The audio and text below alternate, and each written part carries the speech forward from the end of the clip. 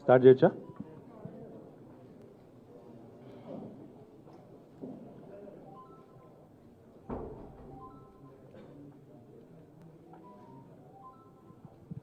అది కూడా మీ దగ్గర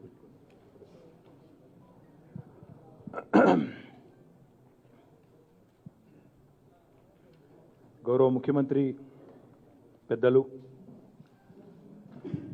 తెలంగాణ రాష్ట్రాన్ని సాధించిన నాయకుడు, తెలంగాణ ప్రజల ఆశీర్వాదంతో రెండుసార్లు అఖండమైన మెజారిటీతో ఈ రాష్ట్రానికి ముఖ్యమంత్రిగా ఎన్నుకోబడ్డ గౌరవనీయులైన కేసీఆర్ గారి పట్ల నిన్న చాలా చిల్లరగా, చాలా చండాలంగా ఒక జాతీయ పార్టీ అధ్యక్షుడిగా చెప్పుకునే పార్టీ యొక్క పెద్ద మనిషి ఆయన నిన్న మాట్లాడిన మాటలు, చేసిన విమర్శలు చాలా జుగుప్సాకరంగా, అత్యంత హేయంగా, చాలా చాలా నీచంగా ఉన్న వైనాన్ని ముందుగా తీవ్రాతి తీవ్రంగా ఖండిస్తూ తెలంగాణ ప్రజలు ఎన్నుకున్న ముఖ్యమంత్రి కేసీఆర్ గారి పట్ల వారు మాట్లాడిన చిల్లర మాటలు, చిల్లర విమర్శలకు వారికి సమాధానం ఇవ్వకపోయినా ప్రజల దృష్టికి కొన్ని వాస్తవాలు తేవలసిన బాధ్యత మా మీద ఉన్నదనే విషయాన్ని ఈ సందర్భంగా గుర్తు చేసుకుంటూ, అందుకే ప్రజల దృష్టికి కొన్ని విషయాలు తేవాలనే ఉద్దేశంతోనే, వారికి సమాధానం ఇవ్వడం కాదు, ప్రజల దృష్టికి కొన్ని విషయాలు తేవాలనే ఉద్దేశంతో మీతో మాట్లాడతాం. ముందుగా నిన్నటిదాకా కొద్దిగా జేపీ నడ్డా అంటే పెద్ద మనిషి, కేంద్రంలో మంత్రిగా పనిచేసిన పెద్ద మనిషి, అంతో ఇంతో చదువుకున్నోడు, కొంత జ్ఞానం ఉన్నోడు అనే ఒక అభిప్రాయం నిన్నటిదాకా కొంత మాకుండే. కానీ నిన్న ఆయన మాట్లాడిన మాటలు చూసిన తర్వాత ఆయనకు బండి సంజయ్కి పెద్ద తేడా ఏం లేదనేది నిన్న స్పష్టంగా అర్థమైంది.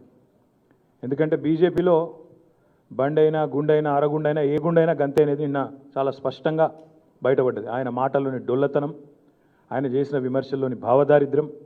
అందుకే నేను అంటా ఉన్నా, నేను ఆయన మాటలన్నీ చూసిన తర్వాత భారతీయ జనతా పార్టీ నాయకుల యొక్క దిక్కుమాలిన విమర్శలు, సోషల్ మీడియాలో వాళ్ళు మాట్లాడుతున్న మాటలు చూసిన తర్వాత బీజేపీ అంటే ఇన్ని రోజులు భారతీయ జనతా పార్టీ అనుకున్నాం, కానీ ఇక అది భారతీయ జనతా పార్టీ కాదు. బీజేపీ అంటే బక్వాస్ జుమ్లా పార్టీ. అది మాట్లాడితే చెత్త, పనికిమాలిన విమర్శలు, బక్వాస్ మాటలు తప్ప ఒక్కటంటే ఒక్కటి ఈ దేశానికి కానీ, దేశ ప్రజలకు కానీ 7.5 ఏళ్లలో ఏ వర్గానికన్నా ఏమైనా చేసిండ్రా అంటే చెప్పుకునేందుకు వాళ్ళు చేసింది ఏమీ లేదు, గుండు సున్నా, మొట్టమొదటి మాట. అందుకే ఈరోజు భారతదేశంలోనే అతిపెద్ద రాష్ట్రం ఉత్తరప్రదేశ్. ఉత్తరప్రదేశ్లో 5 ఏళ్ళు నడిపిన తర్వాత సర్కారును ఏ నినాదం మీద పోవాలి ఎన్నికలకు? ఇగో మేము ఈ పని చేసినాం, మా కోటేనని చెప్పాలి. కానీ వీళ్ళ దౌర్భాగ్యం ఏంటంటే, ఇది వీళ్ళ దౌర్భాగ్యం. ఇలా ఇండియన్ ఎక్స్ప్రెస్ పత్రిక, జాతీయ స్థాయి పత్రికలో వాళ్ళ యాడ్, ఇది వాళ్ళ యాడ్. ఏం యాడ్?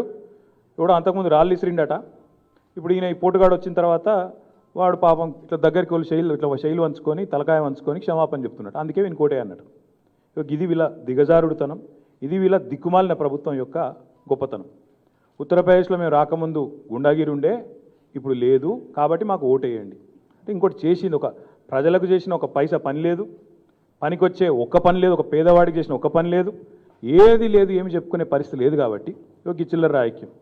ఇక అందులో ఒకటి వాళ్ళు చెప్పకనే చెప్పేది ఏంటంటే, ఆ పిల్లగాడు ముస్లిం అని ఒక్కటి చెప్పారు అంతే. కాకపోతే మొత్తం మిగతాదంతా ఇక అదే ముఖ చిత్రం, గదే రంగుల చిత్రం, మొత్తం దేశం అంతటా హిందూ ముస్లిం అనే ఒక మతపిచ్చి పెట్టి, హిందువులను ముస్లింలను వేరు చేసి ఏదో ఒకటి చేసి మొత్తానికైతే దేశంలో చిచ్చు పెట్టి 4 ఓట్లు వేయించుకోవాలనే బక్వాస్ జుమ్లా పార్టీ తప్ప వీళ్ళకి ఏం లేదు.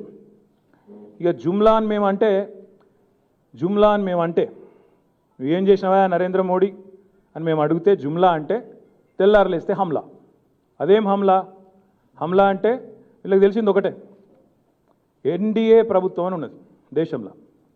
ఎన్డీఏ ప్రభుత్వంలో ఎవరైనా భాగస్వాములు అంటే బీజేపీ, సిబిఐ, ఈడీ, ఎన్ఐఏ, ఇంకేమో ఉంటాయి కిసోంటి సంస్థలు, 2-3 సంస్థలు. బీజేపీ భాగస్వామ్య పక్షాలు ఎవరు అని ఈరోజు మీరు ఎవరిని అడిగినా, చిన్నపిల్లగాని అడిగినా భారతదేశంలో సిబిఐలు, ఈడీలు, ఎన్ఐఏలు వాళ్ళతో కలుపుకొని ఓ ప్రభుత్వాన్ని నడుపుకుంటా వ్యవస్థల్ని మొత్తం తమ గుప్పిట్లో పెట్టుకొని ఢిల్లీలో ఉండే కొన్ని మీడియా సంస్థల్ని కూడా మోడియాగా మార్చి పారేసి, మీడియా కాదు అది మోడియా అయిపోయింది ఇప్పుడు కొంత. మిమ్మల్ని అంటలేను, మిమ్మల్ని అంటున్నానుకొని మళ్ళీ మీరు బాధపడారు. మోడియా కింద మార్చేసి మీడియాను కూడా ఒక మాయ చేసి దేశాన్ని ఆగమాగం చేసి మొత్తానికి 4 ఓట్లు వేయించుకొని ఏదో డ్రామా కొట్టి బయటపడాలన్న తప్ప ఇప్పటి వరకు చేస్తున్న చేసిన ఒక్క పని చెప్పండి అయ్యా అంటే చెప్పేందుకు ఏం లేదు. మీరు అనొచ్చు, మరి నువ్వు బేస్లెస్గా విమర్శలు చేస్తున్నావు, నువ్వు కూడా నరేంద్ర మోడీ చాలా గొప్పోడు తీస్మార్ ఖాన్ గాయనని అంటావా అని మీరు అనొచ్చు. అందుకే 2022 సంవత్సరం వచ్చింది కాబట్టి, ఇది జనవరి 5వ తారీఖు కదా, 2022 జనవరి 5 गौरवनीय भारत प्रधानमंत्री नरेंद्र मोदी गारू, नरेंद्र मोदी जी से मैं विनती करता हूं, याद दिलाना चाहता हूं मोदी जी आपको, आपने बहुत सारे भारतीय जनता को आपने बहुत सारे वाग्दान आपने किया. एक बात आपने कहा आपको याद होना चाहिए, 2022 కల్లా ప్రతి భారతీయునికి ఇల్లు నేను అంటలేను, నరేంద్ర మోడీ యొక్క జుమ్లా. ఇగో ఇంకోటి, ఇది నేను తీసిన ఫోటో కాదు, నాది కాదు, పత్రికల్లో ప్రముఖంగా వచ్చింది. మీరు మర్చిపోవచ్చు కానీ మేము మర్చిపోం కాబట్టి ప్రజలకు గుర్తు చేయవలసిన బాధ్యత మా మీద ఉంది కాబట్టి, 2022 కల్లా ప్రతి భారతీయుడికి ఇల్లు అని నరేంద్ర మోడీ గారు చెప్పిన మాట 22 కల్లా అని చెప్పి ఏ రోజు చెప్పింది, ఇది జూలై 28, 2018, 4 ఏళ్ల కింద చెప్పిన మాట, 4.5 ఏళ్ల కింద. మరి వచ్చిందా? ప్రతి భారతీయుడికి, ప్రతి పేదవాడికి, తెలంగాణతో సహా భారతదేశంలో 28 రాష్ట్రాలు ఉన్నాయి. ఎన్ని రాష్ట్రాలు ఇల్లు ఇచ్చింది నరేంద్ర మోడీ ప్రభుత్వం? అందరికి ఇల్లు వచ్చినాయా? ఇది ఒక జుమ్లా. ఇక రెండోది, ఇదే ప్రధానమంత్రి జూన్ మాసంలో ఆయన చెప్తాడు, ఏం చెప్తాడు, 20 June 2018 PM promises farmers income doubling by 2022. 2022 కల్లా రైతుల ఆదాయాన్ని రెట్టింపు చేస్తా. రైతుల ఆదాయం రెట్టింపు చేసడం కానీ రైతులను ఈయనకంటే గోసవుచ్చుకున్నాడు భారతదేశంలో కాదు ప్రపంచంలోనే ఇంత అరాచకమైన, ఇంత నిరంకుశమైన ప్రభుత్వాధినేత ఎవరైనా ఉన్నారా అంటే నరేంద్ర మోడీ తప్ప ఇంకెవడు లేడు. ఆయన పేరు నరేంద్ర మోదీ కాదు, రైతు విరోధి. నరేంద్ర మోదీ రైతు విరోధి అని చెప్పి ఈరోజు ఇప్పుడే మేము ఇక్కడికి వస్తుంటే ఇప్పుడే చూసినాం, పంజాబ్లో రైతులు అడ్డుకుంటే 20 నిమిషాలు రోడ్డు మీద అయిపోయింది ప్రధానమంత్రి. నాకు తెలిసి ఈ దౌర్భాగ్యం భారతదేశంలో ఏ ప్రధానమంత్రికి పట్టలే ఇప్పటివరకు. 20-30 నిమిషాల పాటు ప్రధానమంత్రి మోటార్ కేడు కూడా బంద్ చేసుకొని పంజాబ్లో రైతుల నిరసనలతో స్తంభించిపోవలసిన దుస్థితి తెచ్చుకున్న రైతు విరోధి నరేంద్ర మోడీ. ఇది ఆయన చెప్పిన డైలాగ్. ఇంకో జుమ్లా, 2022 కల్లా రైతుల ఆదాయం డబల్ చేస్తా అని నరికిన వీరుడు ఎవరా అంటే నరేంద్ర మోడీ. మరి ఎక్కడ డబల్ అయిందో, ఏడ ఏమైందో మోడీకి తెలవాలి తప్ప మాకైతే తెలియదు. ఇక ఇంకో జుమ్లా ఏంటిది, ఇది నరేంద్ర మోడీ మళ్ళీ ఇది కూడా ఎప్పుడు చెప్పిండు, 2014 జూన్ 12 ఆయన అధికారంలోకి వచ్చినాక నెలకో 2 నెలలకు, జూన్ 12, 2014 ఏమన్నాడు ఆయన, PM Narendra Modi sets 2022 dead line for water, electricity and toilet in every house. ఇంటింటికి నీళ్లు, ఇంటింటికి కరెంటు, ఇంటింటికి టాయిలెట్. నిన్నగాక మొన్న ఎంత సిగ్గులేని మాట, ఎంత సిగ్గులేని ప్రభుత్వం, ఎంత నీతిమాలిన ప్రభుత్వం అంటే ఈ మాట 8 ఏళ్ల కింద చెప్పింది నరేంద్ర మోడీ. గుజరాత్లో నన్ను అయిందా? గుజరాత్లో ఇంటింటికి నల్లా వచ్చిందా? నీ గుజరాత్లో ఇంటింటికి కరెంట్ ఉన్నదా? నీ గుజరాత్లో ఇంటింటికి టాయిలెట్ ఉన్నదా? నేను అడుగుతలేను నరేంద్ర మోడీ గారు. నిన్నగాక మొన్న నీ ప్రభుత్వం విడుదల చేసింది రిపోర్ట్. ఏం విడుదల చేసింది? భారతదేశంలో అత్యధికంగా ODF ప్లస్ విలేజెస్ ఎక్కడ ఉన్నాయి అంటే తెలంగాణలో 96.7% ఉన్నాయి. రెండో స్థానంలో 35%తో తమిళనాడు ఉన్నది. నీ గుజరాత్లో 0.05% ఉన్నాయి. ఇగో గిది మీ బతుకు, గిది మీ జుమ్లా. ఇక మీరు గింతపాటి పోటుగాలు ఇంకున్నాయి జుమ్లాలు. 2022 కల్లా పొడుస్తా అన్న ఏంటి అంటే ఒకటేమో ఇంటింటికి నల్లా, ఇంటింటికి కరెంటు, ఇంటింటికి టాయిలెట్. 2022 కల్లా ప్రతి ఒక్క మనిషికి ఇల్లు, ఫార్మర్స్ ఇన్కమ్ డబల్. ఇగో 2022 కల్లా ఇక చెప్పిండే చూడండి, బుల్లెట్ రైళ్లు ఇండియాలో ఉరుకులు పరుగుల మీద బుల్లెట్ రైళ్లు ఉంటాయి 2022 కల్లా అని చెప్పిన మరొక జుమ్లా. ఇవన్నీ జుమ్లాలు అని మేమంటే మా మీద హమ్లా. ఏం హమ్లా?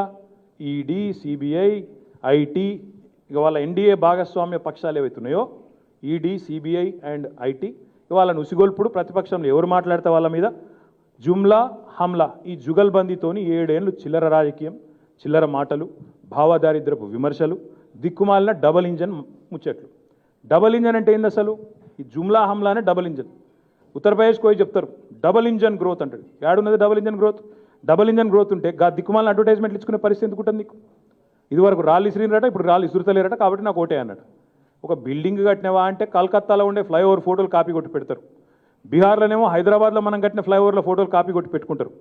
చెప్పుకున్నదందుకు ఒక అరపైసా పని చేయలే ఈ భారతదేశంలో. ఎక్కడ ఏ వర్గానికి అరపైసా పని చేయని ఒక దిక్కుమాలిన దౌర్భాగ్యపు ప్రభుత్వం నరేంద్ర మోడీ ప్రభుత్వం, ఎన్డీఏ ప్రభుత్వం అనే మాట నేను ఈ సందర్భంగా మీకు విజ్ఞప్తి చేస్తూ ఉన్నా.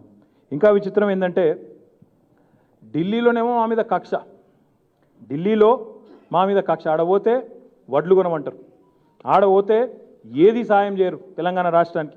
గల్లీలో మాత్రం దీక్షలు వీళ్ళే చేస్తారు. మళ్ళీ అక్కడనేమో కక్ష గట్టి తెలంగాణ మీద సవతి తల్లి ప్రేమతోని ఇష్టం వచ్చినట్టు వ్యవహారం చేసుకుంటూ తెలంగాణకు పనికొచ్చే అరపైసా పనిచేయరు. ఇక్కడికి వచ్చి మాత్రం గల్లీలో దీక్షలు, డ్రామాలు, స్టంట్లు, మళ్ళీ దానికి ఒకరిని మించి ఒకరు పెద్ద పెద్ద నాయకులు అనేటోళ్ళు ఒకరి తర్వాత ఒకరు దిగి అడ్డంగా మాట్లాడతారు. వడ్లు కొంటలేదని అక్కడ మేము పోయి డిమాండ్ చేస్తే వడ్లు కొనేది లేదని అక్కడ చెప్తారు. ఇక్కడికి వస్తే మాత్రం వడ్లు కొనాలని చెప్పి కొంగ దీక్షలు, దొంగ దీక్షలు, అడ్డమైన మాటలు మాట్లాడేది వీళ్ళు. 15 లక్షల ఉద్యోగాలు ఉన్నాయి కేంద్ర ప్రభుత్వంలో, 15 లక్షల ఉద్యోగ ఖాళీలు ఉన్నాయి కేంద్ర ప్రభుత్వంలో. అవి నింపరు. కొత్త జోనల్ వ్యవస్థకు ఆమోదమీయం అంటే నెలల తరబడి మమ్మల్ని సావగొడతారు. రాష్ట్రపతి దగ్గరనే దాస్తారు, కేంద్ర ప్రభుత్వ దగ్గర దాచుకుంటారు. మేము రాష్ట్ర ప్రభుత్వం నుంచి పంపిన ప్రతిపాదన కానీ మళ్ళీ ఇక్కడ దీక్షలేమో ముప్పు తిప్పలు అక్కడ పెడతారు. మేము జోనల్ విధానం కావాలి కొత్తదని చెప్పి ఇక్కడ రాష్ట్ర ప్రభుత్వం అన్ని రకాల కార్యక్రమాలు సక్రమంగా చేసి పంపిస్తే దానికి ఆమోద ముద్ర వేయరు. ఇక్కడేమో నోటిఫికేషన్లు కావాలని దొంగ దీక్షలు, చిల్లర మాటలు. దయచేసి నేను మిత్రులందరికీ ఒకటే విజ్ఞప్తి చేస్తూ ఉన్నా. ఇవాళ అందుకే నేను ఆ జేపీ నడ్డా ఆయన మాట్లాడిన తర్వాత నాకైతే ఒకటే అనిపించింది. జేపీ నడ్డా నువ్వు పెద్ద అబద్ధాల అడ్డా మొదలు మిషన్, రెండోది నీ కేర్ ఆఫ్ ఎర్రగడ్డనే, వేరే అక్కడిక్కడ కాదు. 100% నువ్వు ఎర్రగడ్డ కోవాల్సిన మనిషివి, తప్పిదారి ఇటు వచ్చిన బిడ్డ నువ్వు. ఎందుకంటే ఆయన మాట్లాడతాడు కాళేశ్వరం ప్రాజెక్టు ఏటీఎం అయిపోయింది కేసీఆర్కు అని చిల్లర మాట. మరి నేను అడుగుతున్నా, ఇంకా ఆయన ఆమె కూడా అంటాడు మీదికెళ్ళి ఏమని, केसीआर मेंटल बैलेंस खो गए, केसीआर का मेंटल बैलेंस खो गया।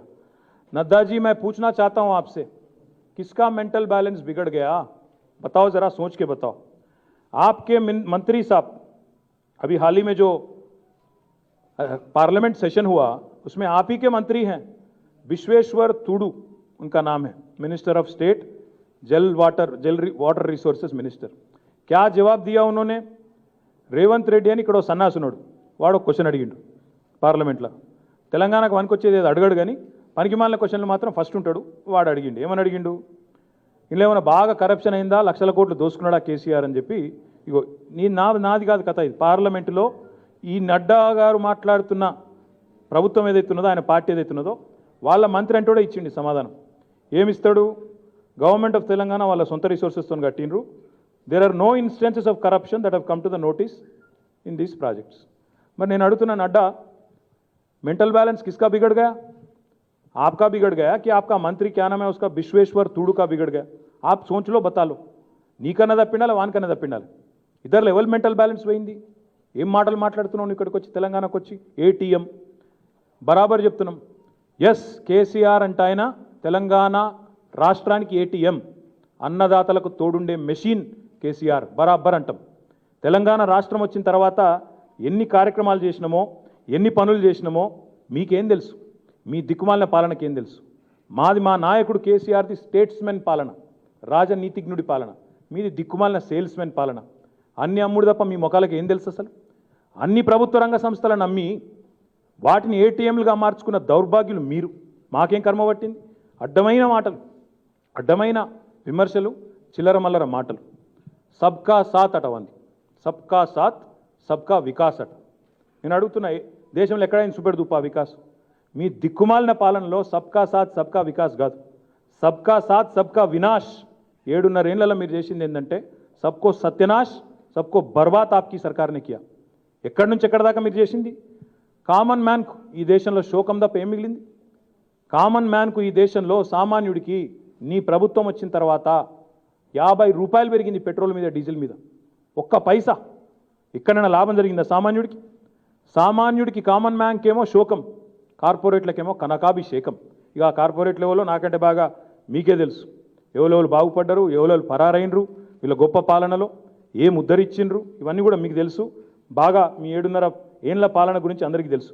ఇంకా సిగ్గుమాలిన మాట ఏంటంటే, బాధ ఎక్కడ అనిపిస్తుందంటే, మా పథకాలనేమో కాపీ కొడతారు, మా పథకాలన్నీ కాపీ కొడతారు. నేను అడుగుతున్నాను అడ్డాని, कौन है इंस्पिरेशन आपका किसान सम्मान के लिए?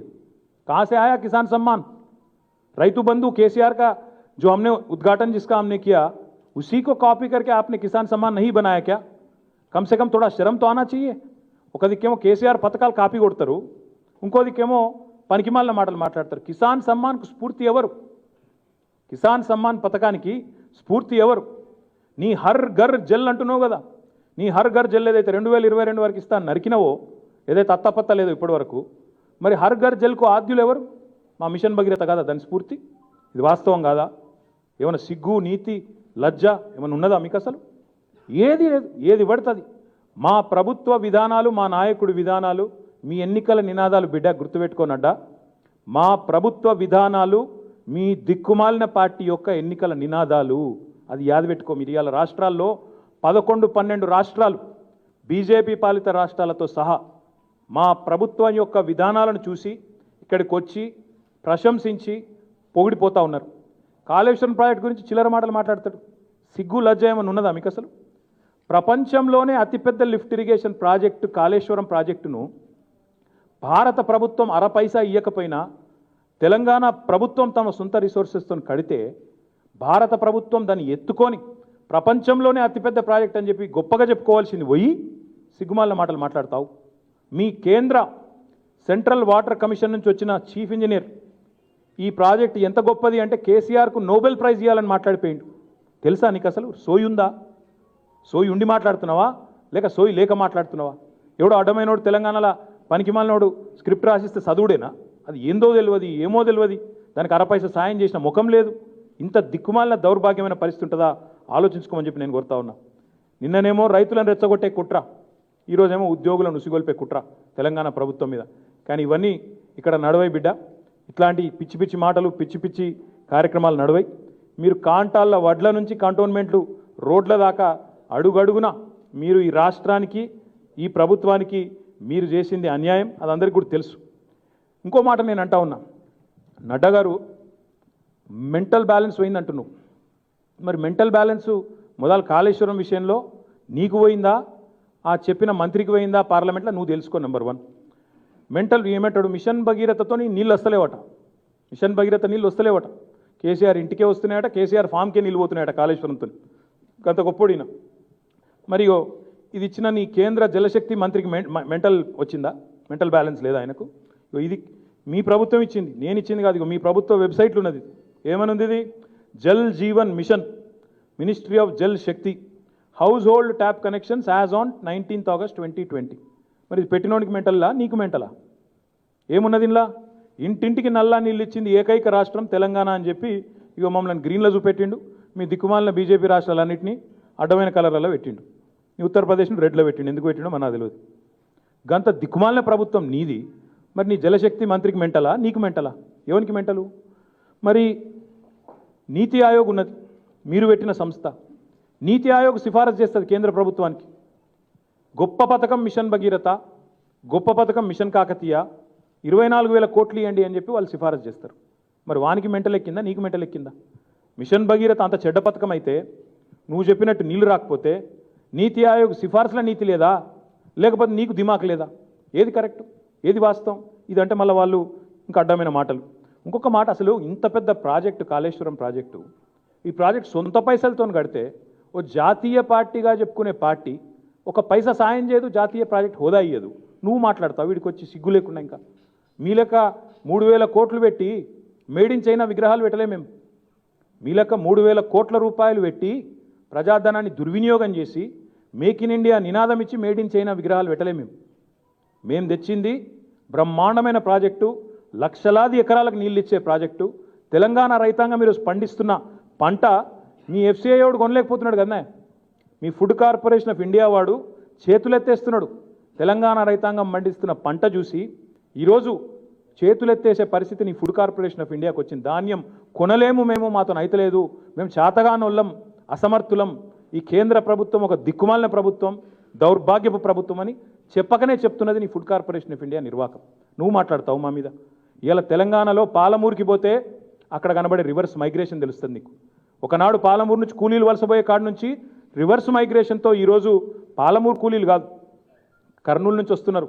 నీ సొంత రాష్ట్రం బీహార్ నుంచి కూడా ఇక్కడ కూలీలు ఉంటున్నారు. నడ్డా తెలుసుకో, నీకు తెలియదు. ఇక్కడ హమాలీలు మా దగ్గర పనిచేసే హమాలీలు నీ ఉత్తరప్రదేశ్ నుంచి, నీ బీహార్ నుంచి, మీ దిక్కుమాలిన పరిపాలనలో అక్కడ ఉపాధి లేదు కాబట్టి అక్కడి నుంచి పొట్ట చేత పట్టుకొని ఇక్కడికి వస్తే వాళ్ళను కూడా కడుపులో పెట్టుకొని చూసుకున్నది కరోనా టైంలో మా ప్రభుత్వం, మా నాయకుడు కేసీఆర్ అనే మాట నేను గుర్తు చేస్తా ఉన్నా. అదేవిధంగా నీకు రివర్స్ మైగ్రేషన్ తెలియదు, కాళేశ్వరంలో రివర్స్ పంపింగ్ తెలియదు, కరువు ప్రాంతాలను బ్రహ్మాండంగా మార్చడం తెలియదు, నీకు ఏది తెలియదు. మీకు నీతి ఆయోగ్కున్న నీతి కూడా మీకు లేదు. దాంతోపాటు ఇంకా గమ్మత్ ఏంటంటే మాకు గమ్మత్ అనిపించింది, ప్రజాస్వామ్యం గురించి వీళ్ళు మాట్లాడతారు. వీళ్ళు ప్రజాస్వామ్యం గురించి మాట్లాడితే ఇక మరి దయ్యాలు, వేదాలు వల్లించే దయ్యాలు కూడా సిగ్గుపడి తలదించుకొని ఎక్కడైనా తల దాచుకునే పరిస్థితి ఉంటుంది. ఒకసారి అవి చూపెట్టవా.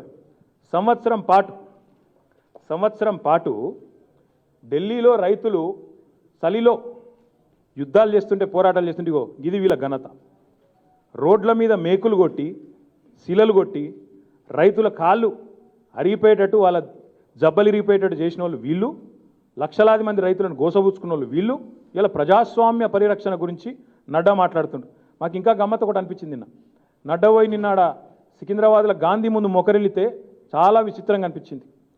చీకట్లనేమో గాడ్సే గొప్పోడని చెప్తారు, బయటకు వచ్చి గాంధీని మొక్కుతారు. మీకు సిగ్గున్నదా? నాకు అర్థం కాదు. నీకు నీ దిక్కుమాలిన పార్టీకి చీకట్ల గాడ్సే గొప్పోడు, గాంధీని చంపుడు కరెక్ట్ అని చెప్పే దౌర్భాగ్యులు మీరు గాంధీ ముంగట మోకరిల్లితే ఆయన క్షమిస్తాడా? మిమ్లా సిగ్గు, శరం, లజ్జ. మీరు ప్రజాస్వామ్యం గురించి ఇది మీ బతుకు. గిన్ని కంచెలు పెట్టి, ఇనుప కంచెలు పెట్టి రైతులను సావగొట్టి లక్షలాది మంది రైతుల గోసవుచ్చుకున్న దౌర్భాగ్యులు ఇవాళ ప్రజాస్వామ్య పరిరక్షణ గురించి, ప్రజాస్వామ్యంలో ఇదేదో చీకటి రోజు కాకరకాయ అని చెప్పి ఇంకోటి ఒకటి రెండు కాదు, ఇటువంటి వందల పిక్చర్స్ ఉన్నాయి. ఇంటర్నెట్ చదివితే, గూగుల్లో కొడితే, యూట్యూబ్లో కొడితే వందలు వెళ్తాయి. మీరా మాకు చెప్పేది? ఎందుకు ఇవ్వాలని ప్రధానమంత్రిని అడుక్కున్నారు పంజాబ్లో? పనిలేకనా, పొద్దువకనా? ఎప్పుడైనా ఉన్నదా చరిత్రలో? ప్రధానమంత్రిని 30 నిమిషాల పాటు రోడ్డు మీద నిలబెట్టిన పరిస్థితి ఎప్పుడైనా ఉన్నదా? ఎందుకు తెచ్చుకున్నారు ఆ పరిస్థితి? ఎందుకైంది మీకు? ఎందుకైందంటే ఉత్తరప్రదేశ్కి పోతే మీ మంత్రి బల్పుతోని రైతుల మీదకి బండెక్కించి తొక్కి చంపుతాడు 8 మందిని. కానీ వాడిని మీరు తీయరు, మంత్రి పదవిలోకి వెళ్ళి కూడా తీయరు. మీరు గంత సిగ్గు లజ్జ లేని దిక్కుమాలిన మీరు మాకు చెప్తారు రైతుల రక్తం చూసిన దిక్కుమాలిన ప్రభుత్వం, రైతుల రక్తాన్ని కళ్ళ చూసిన దౌర్భాగ్యపు ప్రభుత్వం మీరు. కేసీఆర్ మీద మాట్లాడే గొప్పలు మీరా? రైతు బంధు తెచ్చినా, రైతు బీమా తెచ్చినా అదొక కేసీఆర్కే సాధ్యమైంది తప్ప నీ దిక్కుమాలిన బీజేపీ, నీ దిక్కుమాలిన ప్రభుత్వం ఈ దేశంలో ఎక్కడున్నా ఒక్కడంటే ఒక్కనికి ఐడియా వచ్చిందా? ఒక్క బీజేపీ ముఖ్యమంత్రికి, మీ ప్రధానమంత్రికి ఒక్కనికి ఎవరికైనా ఐడియా వచ్చిందా? ఇది ఎవ్వరికి రాదు. మేము చేస్తేనేమో కాపీ కొడతారు, మళ్ళీ మీదికెళ్ళి వచ్చి ఇక్కడ మాట్లాడతారు. ఇంకా చాలా చెప్పొచ్చు కానీ, ఇంకా చాలా మాట్లాడచ్చు కానీ, ఇంకా గమ్మత్ మాట్లాడిండు. కుటుంబ పాలన, ఈ గవర్నమెంట్ జానా. ఇంకా విచిత్రం ఏంటంటే ఈ నడ్డా ఆయన అత్తనే, సొంత అత్త, పిల్లనిచ్చిన అత్త, ఆమె పేరు జయశ్రీ బెనర్జీ. చూడండి కావాలంటే, నేను చెప్పేది తప్పైతే. ఆమె నిన్న మొన్నటిదాకా ఎంపీ, మొన్న మంత్రి. ఈయన వచ్చి ఇక్కడ మాకు శుద్ధులు చెప్తాడు. కుటుంబ పాలన, వసుంధరారాజే ఉండొచ్చు, యశోధరారాజే ఉండొచ్చు, విజయరాజే సింధియా ఉండొచ్చు, వేద్ ప్రకాష్ గోయల్ కొడుకు పీయూష్ గోయల్ కావచ్చు, బసవరాజ్ బొమ్మాయి కావచ్చు, ఎస్ఆర్ బొమ్మాయి కొడుకు ముఖ్యమంత్రి కావచ్చు. మీ దానిలో మాత్రం కుటుంబ పాలన ఘనంగా ఉండొచ్చు, నిండా ఉండొచ్చు, ఎద్దురప్పు ఉండొచ్చు. ఇంకా నీ నడ్డా గారి భార్య ఉండొచ్చు, ఆర్ఎస్ఎస్ బీజేపీ ఫ్రంటల్ ఆర్గనైజేషన్లో ఆమె పనిచేయచ్చు. కానీ కేసీఆర్ కుటుంబం ఉద్యమంలో పనిచేసినా, ప్రజల చేత 3-4 సార్లు ఎన్నుకోబడ్డా వాళ్ళు మాత్రం ఉండొద్దు. ఇదేం నీతి? నాకు అర్థం కాదు. మరి మీ అమిత్ షా కొడుకు ఏం పొడిచిండు క్రికెట్లో? ఆయన ఎట్లయిండు బీసీసీఐకి? ఆయన సెక్రటరీ పికెటరో? సౌరవ్ గంగూలీ కంటే, విరాట్ కోహ్లీ కంటే గొప్ప ప్లేయర్ ఆవాడు. ఆయన పేరేందో మీకు పేరు కూడా తెలుసా? ఆయన నాకు పేరు కూడా తెలుసు ఆయన అయ్యేదాకా. ఈ పోర్టుగాళ్ళు అందరట ఉండొచ్చట. మేము ఉద్యమంలో పాల్గొన్న వాళ్ళం, ప్రజల చేత గెలిచి వచ్చిన వాళ్ళం, మేము ఉండకూడదు. ఇదేం మాటలు, ఇదేం చిల్లర మాటలు? నాకు అర్థం కాదు. నా రిక్వెస్ట్ ఏంటంటే, మీ అత్తగారు స్వయంగా మీ అత్త జైపీ నడ్డా మాట్లాడేటప్పుడు గురువింద గింజ అని సామెతతోనే రాలే. మీ అత్త జయశ్రీ బెనర్జీ, మరి ఆమె లేదా? మంత్రిగా లేదా? ఎంపీగా లేదా? నిన్న మొన్నటిదాకా ఎంపీ కాదా? మర్చిపోయిన వాళ్ళు లేకపోతే అత్తగారిని మర్చిపోయినట్టు ఇక్కడికి వచ్చింది పెద్ద పెద్ద ఉపన్యాసాలు, పెద్ద పెద్ద ఉపదేశాలు, పెద్ద పోటుగాళ్ళలాగా పోజులు, ప్రజాస్వామ్యం గురించి మాకు నీతులు. మీరా చెప్పేది మాకు? ఇట్లాంటి దిక్కుమాలిన మాటలు మాట్లాడుతుంటే ఇట్లాంటి అడ్డగోలు మాటలు మాట్లాడుతారు. ఇంకా విచిత్రం ఏంటంటే అవినీతి గురించి గిన మాట్లాడతారు. అది ఇవే ఇగో వీళ్ళ బతికి ఎట్లుంటుంది అంటే ఇగో అవుట్లుక్ అని పత్రిక ఉన్నదా, ఇగో చూడండి కథ. The most corrupt India's most corrupt state ఎవరిది? కర్ణాటక. దక్షిణాదిలో ఉండే ఏకైక రాష్ట్రం, మన పక్కకే అంటుకొని ఉన్న రాష్ట్రం కర్ణాటక. నేను చెప్తున్నాను, నా కవిత్వమా? ఇది కర్ణాటక మోస్ట్ కరప్ట్ స్టేట్ అని అవుట్లుక్ అనే పత్రిక ఫ్రంట్ పేజ్లో పెట్టి రాసింది, అలా ముఖ్యమంత్రి ఫోటో వేసి. ఇంకా అదొక్కటే కాదు, ఇంకా గమ్మత్ చూస్తారు. పాపం నడ్డా గారికి అవగాహన లేదు కాబట్టి చెప్తున్నా. ఇక కర్ణాటక రాష్ట్ర కాంట్రాక్టర్ల అసోసియేషన్ వాళ్ళు ఉత్తరమే రాసి పారేసారు. గవర్నర్ రాష్ట్రపతికి రాసిండ్రు, ప్రధానమంత్రికి రాసిండ్రు. ఏం రాసిండ్రు ఎరికేనా? చదువుమంటే చదువుతాం మరి. ఇగో ప్రధానమంత్రి మోడీ గారికి ఉత్తరాలు రాసిండ్రు. ఏం రాసిండ్రు వీళ్ళు? ఇగో sir, Karnataka contractors body writes to PM Modi complaints of corruption. ఏమని? సార్ వీళ్ళు 5% ఒప్పుకుంటలేరు, 55% కావాలి వీళ్ళకు. దొంగలు ఉన్నారు మీ వాళ్ళంతా, లంగలు ఉన్నారు, లుచ్చగాళ్ళు ఉన్నారు. నేను అంటలేను లంగలు లుచ్చగాళ్ళు అనే మాట, నేను అంటలేను, వాళ్ళు అన్నారు. ఇక ఉత్తరం కూడా కావాలంటే మీకు ఇస్తా, ఇక చదువుకోరు అందరు, మంచిగా డీటెయిల్గా చదువుకోండి. పరమ చండాలపు విధవలు, దౌర్భాగ్యులు, అవినీతి పరులు ఎక్కడున్నారా అంటే ఇక బీజేపీ ప్రభుత్వంలో ఉన్నారని నేను చెప్తలేను, ఇక వాళ్ళు చెప్తున్నమాట. ఇక ఇంకా ఘోరం చెప్తా ఇనిగో. కిరణ్ మజుందార్ షా అని బయోకాన్ వ్యవస్థాపకురాలు, భారతదేశంలో మొత్తం అందరం గౌరవించే ఒక ప్రముఖ పారిశ్రామికవేత్త. ఇది ఆమె ట్విట్టర్లో ఆమె ట్వీట్ ఏం పెట్టింది? కర్ణాటకాస్ ప్రోగ్రెస్ ఫ్రమ్ మామూలు టు మెగా కరప్షన్. ఇదివరకు మామూలు ఉండే, ఇప్పుడు మెగా కరప్షన్ అయిందని చెప్పి నేను లేకపోతే మా పార్టీ వాళ్ళు, మా మంత్రి గారు, మా సహచర మంత్రివర్యులో చెప్తలేరు. కిరణ్ మజుందార్ షా, ఇక నువ్వు వచ్చి మాకు నీతుల గురించి, నువ్వు వచ్చి కోతుల గురించి, ప్రజాస్వామ్యం గురించి.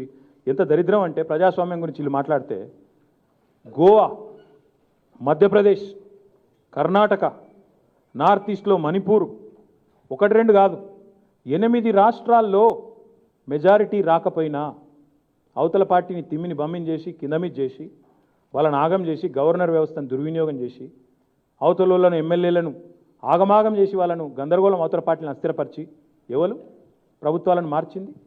ప్రజలను ఏం మార్చింది? ఎవరు? మీరు కాదా? మీరా ప్రజాస్వామ్యం గురించి శుద్ధులు చెప్పేది? సిగ్గు లజ్జ ఉందా నడ్డాకి? ఇంకా చాలా ఉన్నాయి. మతి భ్రమించిందంటాడు ఆయన. మరి గజేంద్ర సింగ్ షెకావత్ ఏమో చాలా గొప్పగా కేసీఆర్ గారి పరిపాలనలో అద్భుతంగా జరుగుతున్నది అని ఆయన చెప్తే, ఈయననేమో లేదు ఇక్కడ నీళ్ళు వస్తలేవు అంటాడు. మరి షెకావత్కు మతి లేదా? నీకు మతి లేదా? ఆయన పేరేందా తుడు అన్నట్టు ఆయనకు మతి లేదా? నీకు మతి లేదా? అసలు నరేంద్ర మోడీ వచ్చి నలా తిప్పిపోయింది మరి గజ్వెల్ల, ఆయనకు మతి లేదా? నీకు మతి లేదా? లేక మీ ఇద్దరికి శృతి లేదా? ఏదో తెలియదు మాకైతే. నోటికొచ్చినట్టు మాట్లాడు, అడ్డగోలు చిల్లరమల్లర మాటలు మాట్లాడు. నాకు ఇంకా గమ్మత్ ఏమనిపించింది అంటే, అసలు ఎందుకు వచ్చిండి ఈయన? నిన్న ఏదో జరిగిపోయింది, ఏదో బ్రహ్మాండం బద్దలైపోయిందని వచ్చిండు. ఏమైంది అసలు? ఆయన ఒక ఆయన ఉన్నాడు ఇక్కడ, బీజేపీ స్టేట్ ప్రెసిడెంట్. ఆయన ఏం మాట్లాడుతారో ఆయనకు తెలియదు, ఆయన ఎప్పుడు ఎట్లా ప్రవర్తిస్తారో ఆయనకు తెలియదు. ఆయన గుండుని తీసి ఆయనతో గుద్దుకుంటుండు బండకు. మీరు చూడండి వీడియో చూడండి, నేను చెప్తలేను, ప్రామిస్ చెప్తాను, మీరు చూడండి, లైవ్లు ఇచ్చిండు. ఆయన దానికే లైవ్ పెట్టుకోండి. ఇంకా దరిద్రం ఏంటంటే గుండుని దాన్ని బండకు గుద్దుకుంటుండు. మా పోలీసు వాళ్ళు ఆపినరు. ఇప్పుడు బండి పోతే బండి ఫ్రీ వస్తుంది, గుండు పోతే గుండు ఫ్రీ వస్తుందా? బండి పోతే బండి ఫ్రీ వస్తుంది కరెక్టే, గుండు పోతే గుండు ఫ్రీ వస్తుందా? ఎవరు చెప్పాలా పిచ్చోనికి?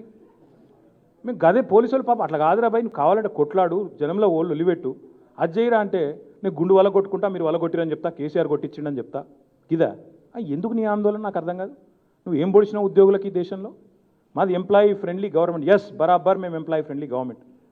73 నుంచి 87% డిఏ కూడా కలుపుకుంటే 87% ఉద్యోగుల జీతాలు పెంచిన ఏకైక ప్రభుత్వం భారతదేశంలో తెలంగాణ ప్రభుత్వం, కేసీఆర్ ప్రభుత్వం. కాదా? Highest in the country since independence. కాదా? నేను చెప్పేది వాస్తవం కాదా? చెప్పు బరాబర్రా. కేంద్ర ప్రభుత్వం ఏం చేసింది? అని కేంద్ర ప్రభుత్వం మొత్తం ఈరోజు వచ్చినట్టు నుంచి ఈరోజు వరకు మీరు పెంచింది దిక్కుమాల 15% కేంద్ర ప్రభుత్వ ఉద్యోగులు.